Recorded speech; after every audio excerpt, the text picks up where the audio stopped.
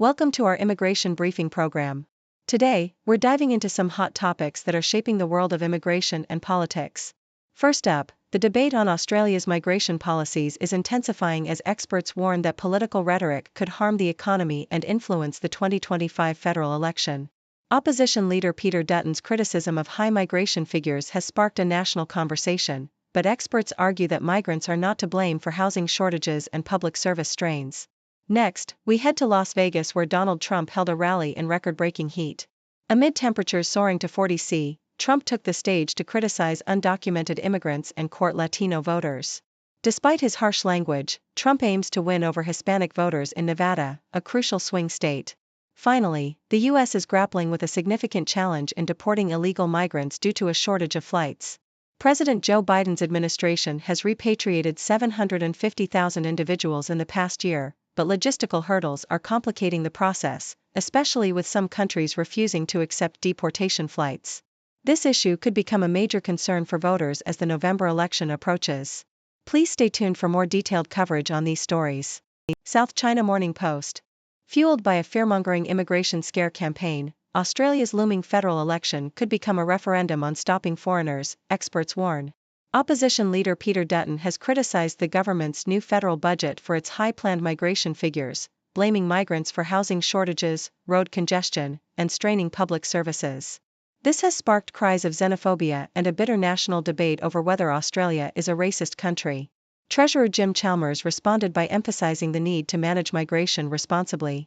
Immigration experts warn that the inflammatory rhetoric could deter potential migrants and jeopardize the economy, although the current migration policy prioritizing skilled workers is likely to remain unchanged until the next election.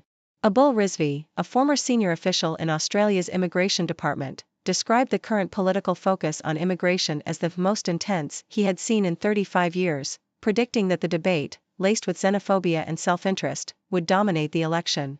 This trend reflects a wider global pattern of migration, race, and division being weaponized by politicians in countries like New Zealand, the United States, Britain, and Ireland. Washington Post. At a scorching rally in Las Vegas, a woman who identified herself as a naturalized citizen from Nicaragua endorsed Donald Trump, expressing disillusionment with the Democrats' promises for the Latino community. Trump then took the stage, railing against what he called an invasion at the southern border, declaring that undocumented immigrants are changing the fabric of our country and turning it into a dumping ground. Despite using dehumanizing language and hyperbolic claims, Trump is courting Latino voters, who recent polls suggest might be swayed by his strategy. Immigration remains a central theme in his campaign, drawing rebukes from Democrats but few from Republicans. Critics argue that Trump's rhetoric fosters a dehumanization of immigrants, with little real pushback. Biden has attacked Trump for turning the GOP against a bipartisan border bill and recently signed an executive order limiting the number of migrants who can seek asylum at the southern border, a move widely approved by voters. Trump, however, continues to make unsubstantiated claims about immigration, linking it to economic and social issues, and betting that hardline anti-immigration rhetoric will help him reclaim the White House. Al Jazeera. Republican presidential candidate Donald Trump is set to hold an outdoor rally in sweltering Las Vegas, Nevada, a key swing state he lost twice but where polls now suggest he has an edge over President Joe Biden. This will be Trump's first large-scale rally since being found guilty of falsifying documents to cover up a payment to an adult film star. Immigration will be a key focus of his speech, along with criticism of the post-pandemic surge in inflation during Biden's term. The rally is expected to take place under blistering heat, with temperatures forecast to reach 36 degrees Celsius at noon and climb to 40 degrees by mid-afternoon. The Trump campaign has encouraged attendees to dress for the heat and stay hydrated, with water bottles, misting and cooling stations, and medical staff available on site. Nevada is one of the crucial swing states likely to determine the election outcome. Recent polls show Trump ahead of Biden in Nevada, and Sunday's rally follows a 3-day fundraising push by Trump, including stops in San Francisco and Beverly Hills, where he raised millions from technology executives and other donors. The Independent. Donald Trump, known for his controversial remarks, recently held a rally in the scorching Las Vegas heat, where temperatures soared to around 103 degrees Fahrenheit. Despite the oppressive weather, thousands of supporters gathered to hear him speak.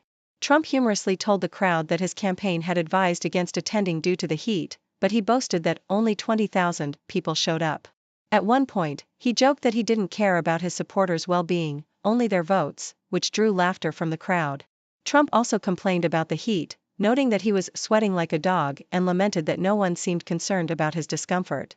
Throughout his speech, he criticized America's immigrant population, describing them in derogatory terms and dismissing his opponent's border security measures. Despite the heat and his complaints, Trump managed to keep his remarks under an hour. Telegraph. The U.S. is grappling with a significant challenge in deporting illegal immigrants due to a shortage of flights. President Joe Biden recently announced measures to address the surge in migration at the southern border, including an executive order that would close the U.S.-Mexican border if illegal crossings reached a certain threshold. However, logistical issues are hindering deportation efforts. The Department of Homeland Security highlighted that the demographics and nationalities of migrants impact deportation capabilities, with some countries refusing to accept U.S. flights. From January to May, the U.S. conducted 679 deportation flights, with the majority destined for Guatemala and Honduras. However, flights to other countries, including China and various African nations, were minimal despite significant numbers of migrants from those regions. Analysts suggest these difficulties could be embarrassing for Biden, especially as he faces criticism from within his party for his tougher immigration stance. The situation remains a critical issue as the November election approaches. Telegraph. In the aftermath of a potential electoral defeat, the Conservative Party in the UK faces a crucial decision about its future direction. Drawing parallels to the Labour Party's 1979 defeat and subsequent shift to the left under Michael Foot, the Tories are contemplating whether to move further to the right or adopt a more centrist approach. Historical examples, such as the failures of William Hague and Michael Howard, illustrate the risks of veering too far right. The party's recent struggles, including the fallout from Partygate and Liz Truss's economic missteps, have eroded voter confidence. Current polling suggests a lack of enthusiasm for Labour under Keir Starmer, indicating that voters are not necessarily aligning with Labour but are disillusioned with the Conservatives. As the party contemplates its future, the choice between embracing real conservatism and aiming for the centre will be pivotal. The upcoming election results will likely influence the party's strategy, with the potential for a prolonged period of Labour dominance if the Tories fail to adapt. Telegraph. Rishi Sunak has committed to recruiting an additional 8,000 police officers to combat car thefts, burglaries, and antisocial behaviour. This initiative, part of a £650 million plan, will be included in the Tory manifesto and funded by increasing visa fees for foreign workers and visitors, as well as raising the health surcharge for overseas students.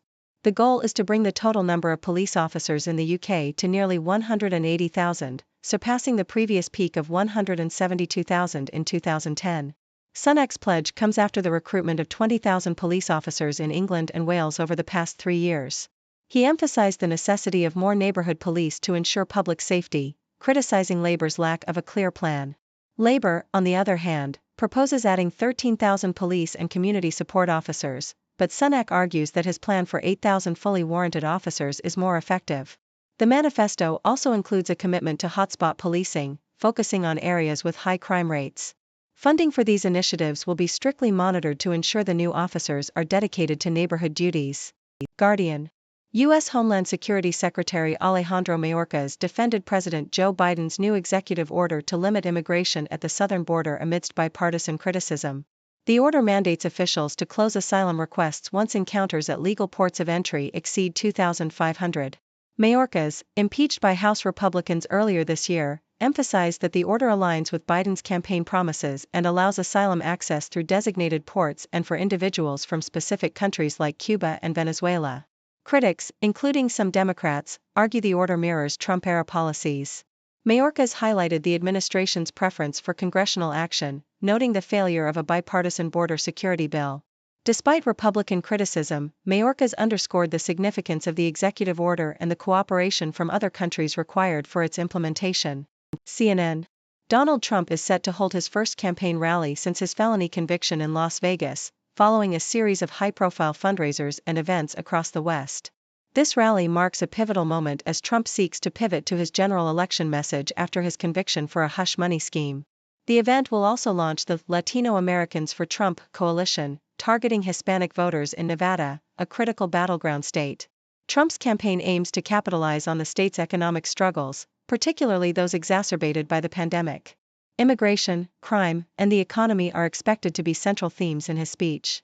Despite the conviction, Trump remains focused on issues like immigration, criticizing Biden's recent executive action on asylum seekers.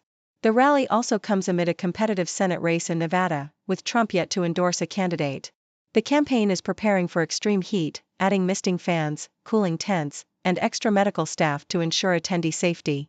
The Globe and Mail, Lisa Lalonde, CEO of Century Initiative, emphasizes the urgency for Canada to move beyond visionary rhetoric and take concrete actions to ensure sustainable growth. The current national immigration strategy highlights a significant disconnect between vision and execution, particularly with temporary residents now surpassing 2.5 million, a 30% increase from last year. Immigration Minister Mark Miller's call for better data on temporary residents underscores a broader data deficit impacting various sectors. Century Initiative aims to address this through its annual National Scorecard, which evaluates Canada's progress across 42 indicators. The latest report reveals that Canada is on track for only 10 out of these indicators, signaling critical areas needing immediate attention. These include supporting population growth through improved housing and infrastructure, revitalizing the economy with innovative solutions and meaningful tax reforms, and building a future-ready talent pool by enhancing immigration planning and supporting educational institutions.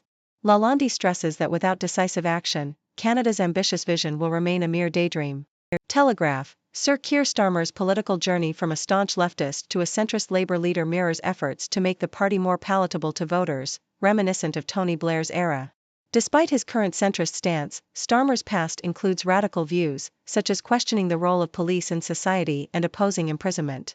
His recent policies, however, focus on economic stability, border security, and reducing NHS waiting times. Starmer's evolving stance on issues like taxation, economic growth, and business reflects a shift from his earlier socialist ideals. While he now advocates for economic growth and wealth creation, his past included calls for higher taxes on the wealthy and criticism of free market economics. On nationalization, Starmer has moved from supporting public ownership of services to a more pragmatic approach, focusing on investment rather than outright control. His current immigration policy supports a points-based system and strong border security, a significant shift from his earlier criticism of immigration laws as racist. This transformation underscores the balancing act Starmer performs between his ideological roots and the pragmatic demands of contemporary politics. New York Times, in a surprising turn of events, voters in Belgium handed victory to the conservative Flemish Nationalist Party, the New Flemish Alliance, in the national elections, defying polls that had predicted a sweep by Flemish secessionists. Early results showed the New Flemish Alliance, which advocates for greater autonomy for the Dutch-speaking northern half of the country, poised to become Belgium's largest party. This outcome brought a sigh of relief to the political establishment, which had been bracing for a potential victory by the far-right Vlaams Belang. With over 70% of the votes counted, the New Flemish Alliance secured 22% of the national vote, while Vlaams Belang trailed with 17%. Bart de Wever, leader of the New Flemish Alliance, celebrated the unexpected victory with supporters in Brussels, acknowledging the pessimistic polls and harsh press comments that had predicted their downfall. "Friends, we have won these elections. And admit it, you didn't expect that," de Wever exclaimed, highlighting the resilience of his party and its supporters. Thank you for tuning in. The content above showcases the latest briefing reports and analytical synopses, thoughtfully curated by the 6Do team. These insights stem from a wide array of reputable media outlets, think tanks, government sources, and specialized experts worldwide. We encourage you to explore these sources for a comprehensive perspective. Keep in mind that while the content may not always align with the official standpoint of 6Do Brief, it's not meant to be taken as absolute directives for decision-making. Comprising seasoned media professionals, learned scholars, and accomplished scientists, the 6Do team embodies a trailblazing, fully independent media entity. To customize 6Do Brief to meet your professional needs, you have the option to subscribe to a diverse array of briefings on our website, 6dobrief.com. Regardless of your location, you can conveniently receive 6Do Brief via email.